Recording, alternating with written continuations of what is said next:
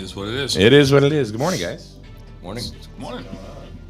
All right, welcome on in. A Monday morning here at SNSN. So we have some wonderful folks here today. This is a new Stu, me, you, and Michael Mish. Totally new. Mm-hmm. Let's see. I got to make sure these microphone levels they always screw up. God, I don't know why the mics don't blacked move. out windows now. Yeah, that one's got the one behind you. That one's got to get fixed a little bit. It's still blacked out, but anyway. Anyway, it's me and Rich Canova and Michael Cameron Mish. Obviously, Mike Mish, before we get into what he really does for a living, is Amish. Because he was telling us that he doesn't have, you don't have cable, you don't have Sirius radio, you don't, do this or that, or, do you do a lot of woodworking? I work a lot. I have 2 young kids. How is the Amish lifestyle in Connecticut? Well, they built a barn at my house. They came up and they built it in the fall for my wife for a horse barn. And you know what? Yeah. They don't have the Amish? Yeah, they did. They came up. Oh, see, I was kidding around. No, that's here we go. That's for real. They work from 6 a.m. till 8 o'clock at night. No phones. They don't drive, obviously. Nope. There was some Mennonites that came up with them because one of them drove. I'll say the rest of them. How'd they get here?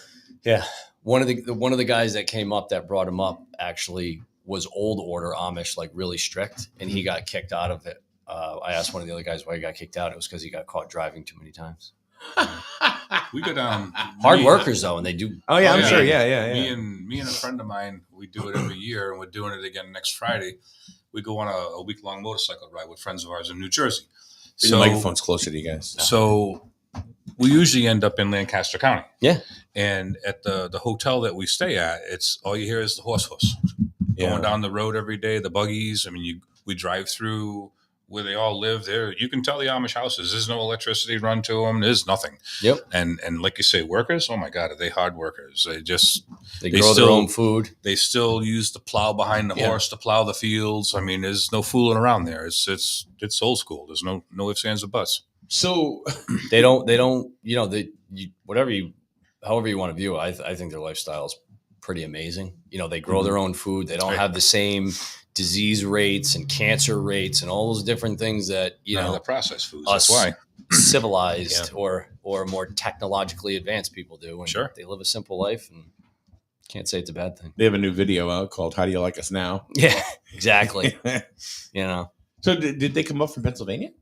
They did. They how do you find these? There's a big bunch in Ohio too, I think. Holmes County. Yeah, there's a huge bunch of them. A big community of them. I don't know, through my wife's horse community that she started researching about building barns and horse barns and stuff. And they do a lot of that type of, build barns and chicken coops and cow barns and stuff like that. So it's pretty cool. Now, how do you find them? Are they online? Well, no. So some of them, the guy Send a pigeon? that kind of runs the business, he's Amish, obviously, and came up he told me that when he's in town, he doesn't use a cell phone, but with travel, it's hard not to have a phone of some kind. So, but you have to be careful with it when you're in and around close to the church, because if they catch you, you can get in trouble for it. Huh. But he's traveling a lot and doing a lot of business that way and stuff. And there's a family on social media. They're Amish and they travel. Oh, yeah. And they've got a huge following. Yeah. It's just because it's unique to a lot of people. They're not familiar with, the Amish lifestyle. You drive through the communities. If they're outside, they always wave at you. I mean, they're nice, friendly people. Oh, yeah. Great conversations. You watch the shows on TV about, the Amish and the problems that they do have that they don't talk about. It's no different than the rest of society. They don't watch their own show. They're they're human beings, so we all have the same human conditions. Yeah. You know what I mean? It's just they do a better job of keeping it in house and not. They get a little taste of the outside world, and things go sideways sometimes, and they either reel them in or they let them go. That's called Rumspringer. They all before they become of adult age, they're allowed to. They get a free pass or something. I think they sow their oats. Yeah. And they get to go out and taste, see what, and then if they like the outside world, they can become part of it. Yep. And if they want to come back to the Amish order, then No questions asked. They can come back, but it's a one-time deal. Yeah. Yeah. It's cool though when they were working there. I mean, it was late fall, so it was not early fall, so it was still warm. Wearing black dress pants, button-up shirts, suspenders, hats. They all had beards and just, And that was a 12-year-old. Yeah. Working 7 a.m. till 7 o'clock at night, and then back at it the next day. Oh yeah. They tried to integrate other different types of, I don't want to say people, but the Colorado cavemen. You remember the cavemen? They were all over the Geico commercials and stuff. Oh like yeah, that. yeah. They didn't make it. No. Yeah. Okay, that's not real. But good morning, Laura. How are you? Laura is in the chat room. So, all right. So enough about the Amish for now. Let's talk about now. Michael Mish is from One Trust Home Loans, and we're going to talk about different riveting financial products today. Absolutely. More bad news. Tell us, what's going on in the world of mortgages, really? Because you still hear, I mean, what's the real estate market like right now? I mean, we hear there's still no inventory, like in Griswold. No inventory at all. None. Okay. None.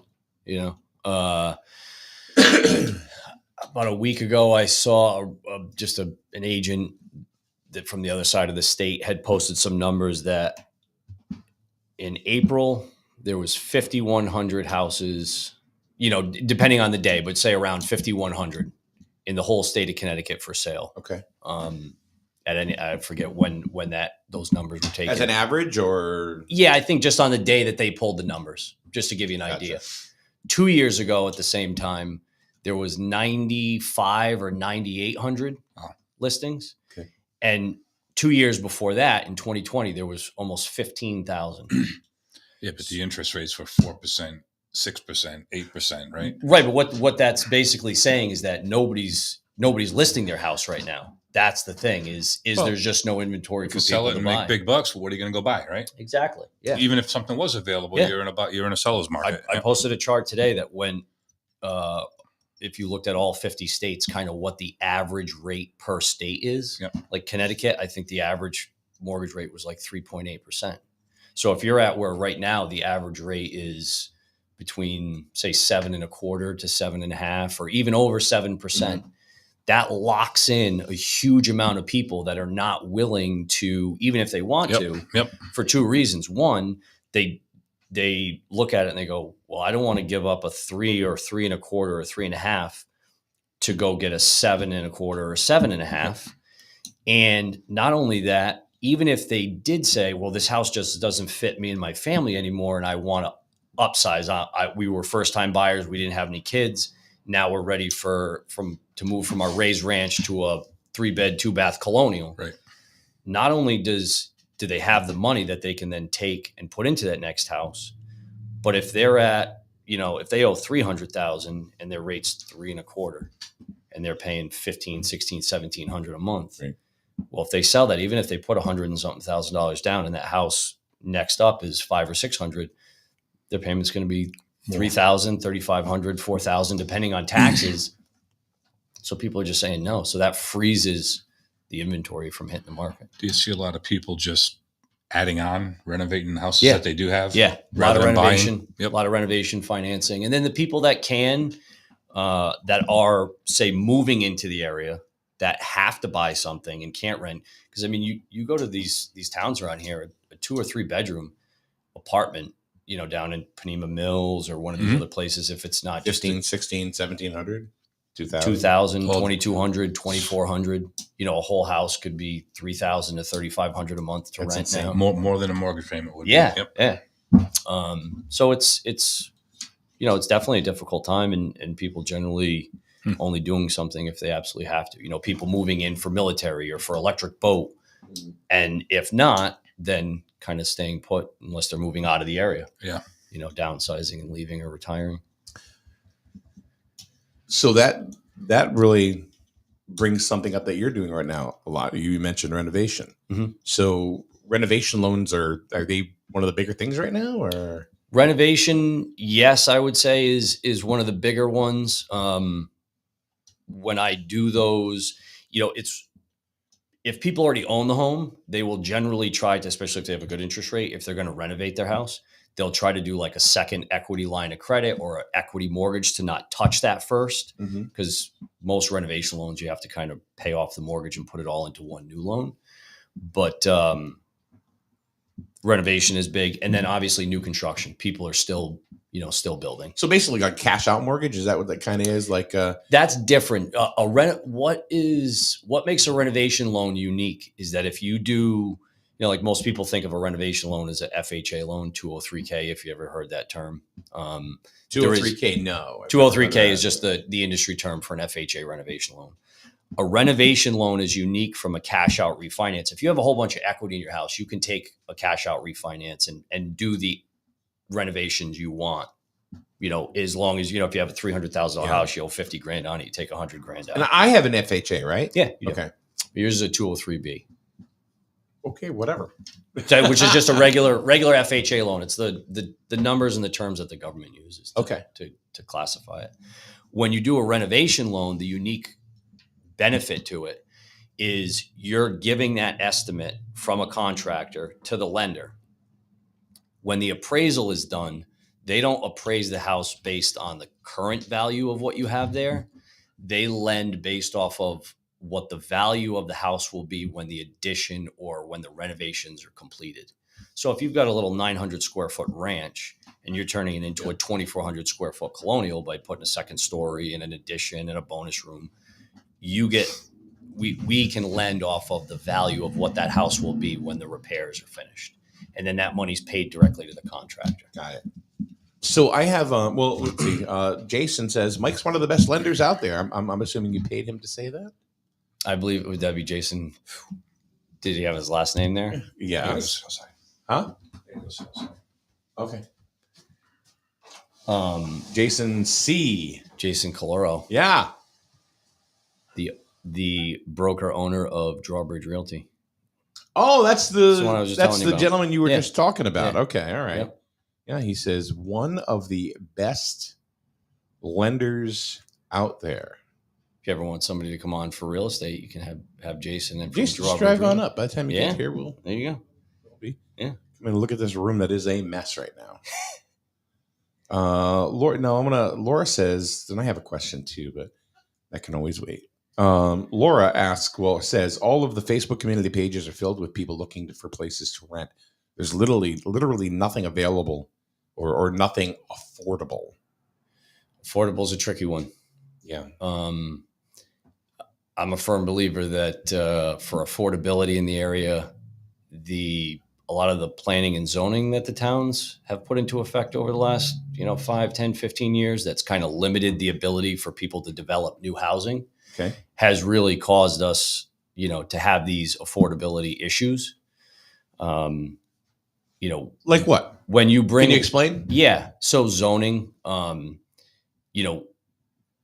15 years ago, towns were more likely to allow for flag lots, or they were, you needed less road frontage to build a new house on a new lot.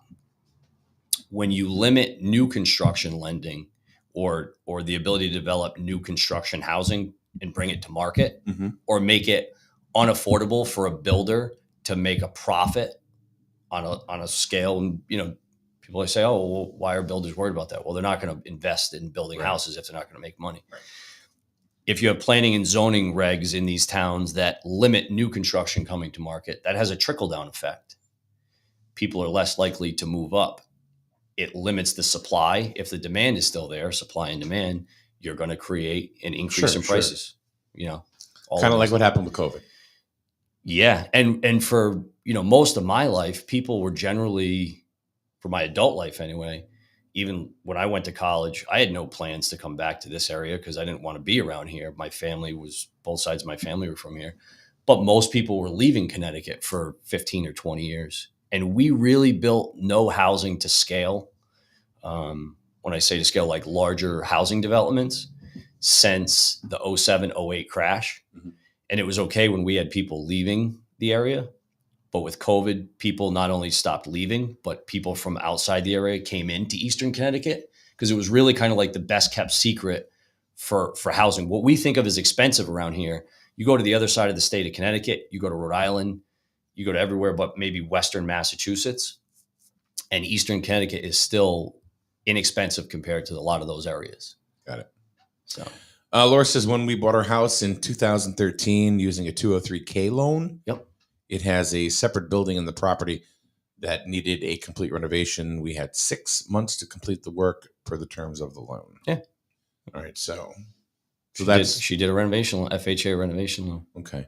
Good for her. So I have a question, like, and this really is like I've been getting, and I'm sure you probably know, and every single day, multiple ones of these things are cash out loan, this, that, whatever. You could have, $5,000 cash, and what is this? That's just lenders sending mass mailings because you're the owner of record at the town for the property that you own. And that is all public record. So when people buy a house and, the deed is recorded at the town, that's public record. So there's companies out there that buy that information and then send you junk mailing. Okay. They don't really know anything specific other than maybe that you have an FHA loan on your house. And some of them show the amount of the loan. Yeah, and the balance of it from when you took it out. But they don't know anything else really about it. And they're just hoping that if they send out 10 million of those across the United States, they'll get 100,000 people that will call back in and look. It's generally, it's junk mail. And a lot of people can avoid that stuff by opting out with the credit bureaus, which is a pretty easy thing to do. So what do you do? You go to www.opt, O-P-T, out, O-U-T, prescreen. I'm doing this now. Yeah. .com. Opt out. O-P-T. Yeah. O-U-T. Yeah. Prescreen. Prescreen.com. And that opts you out from the 3 credit bureaus and from being able to get trigger leads if you ever have your credit pulled, or from getting junk mail. All right. You can opt out temporarily, or in writing, you can opt out permanently. I opted out permanently a couple years ago. I get almost no. But does that hurt you going forward to get a loan? No, it just stops you from getting pre-approved offers in the mail for credit cards and things like that. Oh, so junk I get those too. Right. So it's good because then somebody can't go into your mailbox and pull something like that out and steal your identity and send in for a credit card. It stops. If I get maybe 1 or 2 pieces of mail a month now, that's a lot for me. Really? By opting out. Yeah. So it's a cool thing. Send your card. Well, it doesn't stop you from getting things from people, just junk mail. Yeah. Victoria, in the lovely town of Sterling, says zoning is needed to establish orderly development and to protect people's property values. Yeah. Okay. My phone died, which was exactly where my notes were for the show. Yeah, I don't think all zoning regs and things like that, planning and zoning in town. But when you have, limitations in some towns on flag lots, how land can be developed, how expensive it is, for a builder nowadays, if let's say a builder wants to go in some of these towns, almost all towns have, subdivision requirements. And I get that there's certain requirements. In a lot of these towns, you have to do a 2-lane paved road, sidewalks, lamp posts. I have builders that I work with that said that the towns will now even get to the point where they'll tell you what kind of shrubs and trees you have to plant along the side of the road. When you start to look at that and you look at the cost of it, it's prohibitive of a builder to want to go in and buy a piece of land at current market value because it's going to cost them X amount to put a road in and do all that. So they're just not going to do it, which is fine that towns want to do that. But they have to understand that when they do that, you're bringing less supply to market and you're limiting the amount of land that can be developed. You're going to have a supply and demand issue. Most of the builders I talk to, if they're doing subdivisions now, to put in what most towns want you to put in for a road to a new subdivision costs somewhere between $800 to $1,200 a foot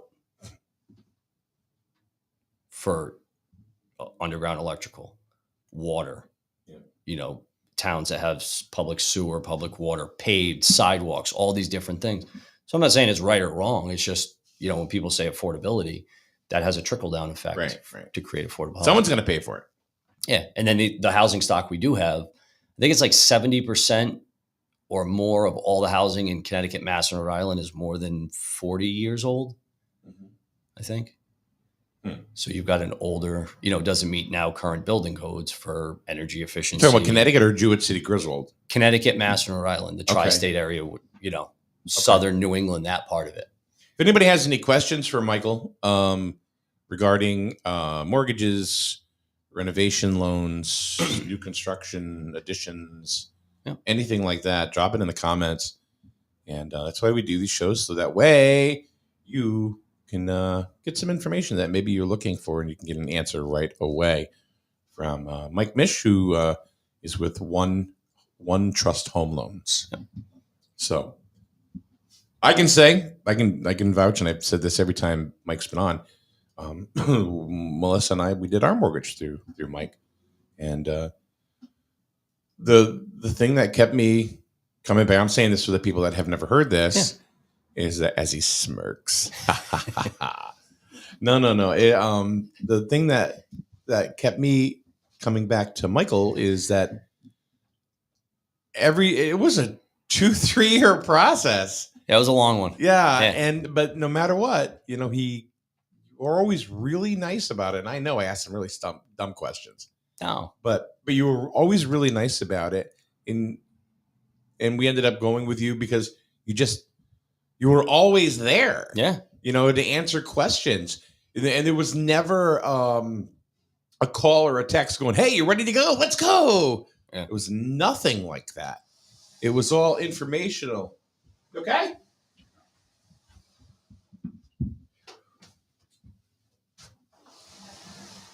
It was all informational. We'll check on him in a little bit.